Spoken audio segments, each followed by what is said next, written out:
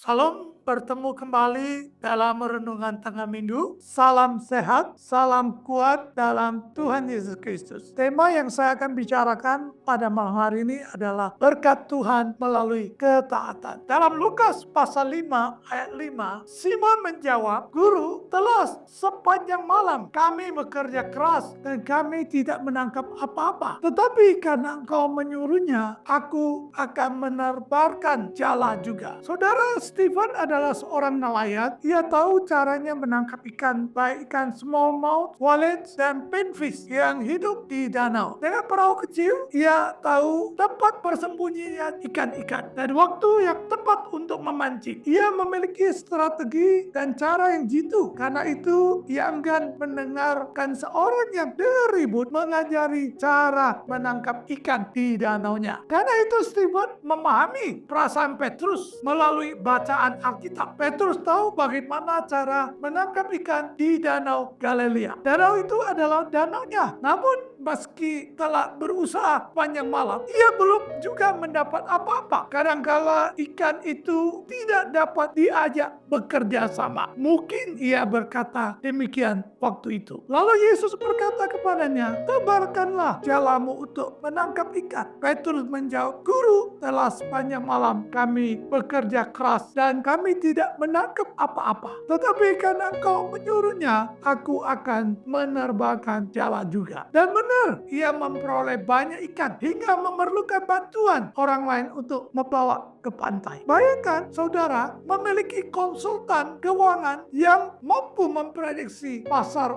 bursa yang sangat akurat. Pasar bursa itu akan membuat hidup saudara makmur, atau seorang nelayan dan memiliki seorang sahabat yang dapat menunjukkan tempat dan waktu yang tepat untuk menangkap ikan. Maka setiap hari saudara akan memperoleh banyak uang. Saya bertanya di dalam hati, apakah daya tarik kesuksesan semacam itu yang terlintas di benak keempat nelayan musiman yang mengikuti petunjuk Yesus? Setelah bekerja keras sepanjang malam tanpa hasil, akhirnya mereka menerbangkan jala seperti perintahnya. Dan banyak hasilnya, tangkapan mereka hampir menenggelamkan 2 buah perahu. Itu tertulis dalam Lukas pasal 5 ayat 6 dan 7. Seusai mengajar dari atas perahu, Yesus menyuruh Simon bertolak ke tempat yang lebih dalam dan menangkap ikan. Seketika nelayan kawakan ini memprotes, tetapi akhirnya ia taat. Hasilnya mujizat, perahu penuh ikan hingga hampir tenggelam. Ada satu hal menarik dalam diri Simon. Ia menyadari ketidaklayakannya untuk mengalami rahmat itu. Maksudnya rahmat dari Tuhan. Mengalami mujizat justru membuat Simon mengaku keadaannya sebagai orang berdosa. Biasanya jika seseorang mengalami mujizat, ia merasa senang dan bangga. Namun Simon Petrus justru getar. Pengalaman dengan Yesus sungguh membuatnya terpesona sekaligus ketakutan. Katanya, "Tuhan, pergilah dari hadapanku, karena aku ini orang berdosa." Pergikah Yesus? Tidak. Yesus justru mengundang Simon untuk lebih dekat kepadanya. Bahkan sangat dekat. Yesus ingin mengubah Simon yang menyadari bahwa dirinya tidak layak menjadi Simon Petrus yang akan menjala manusia lain dengan jala rahmat-Nya Tuhan. Sekali lagi, dengan jala rahmat-Nya Tuhan. Bagaimana, saudara? Apakah pernah terasa gentar karena karya Tuhan? Mungkin pernah. Bahkan sering permasalahannya apakah yang menjadi buah dari getaran itu. Rasa bangga sembari membandingkannya dengan pengalaman orang lain, atau justru sebaliknya, kerendahan hati menerbangkan rahmat Tuhan bagi semua orang. Saat ini banyak orang tertarik kepada Yesus karena mendengar pernyataan orang banyak menginginkan mereka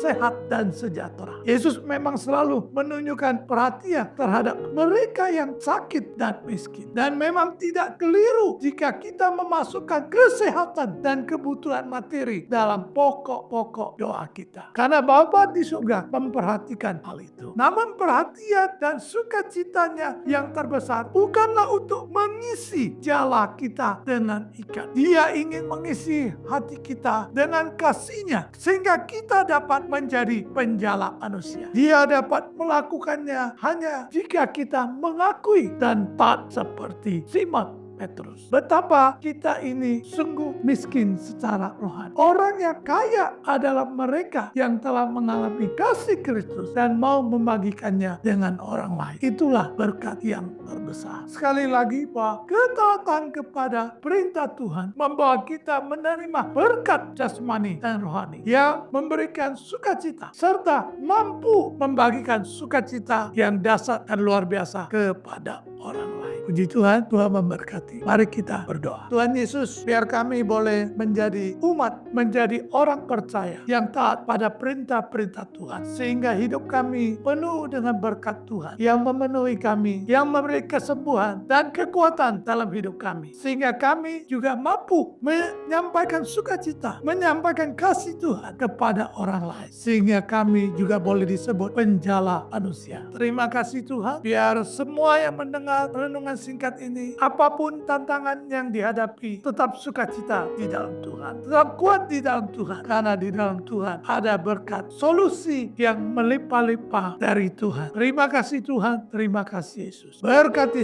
kami semua, pakai kami semua sebagai penjala manusia. Kali lagi, biar kami boleh taat, sehingga kami boleh melimpah-limpah sukacita dari Tuhan. Di dalam nama Tuhan Yesus Kristus, kami berdoa, kami berucap syukur. Haleluya. Amin.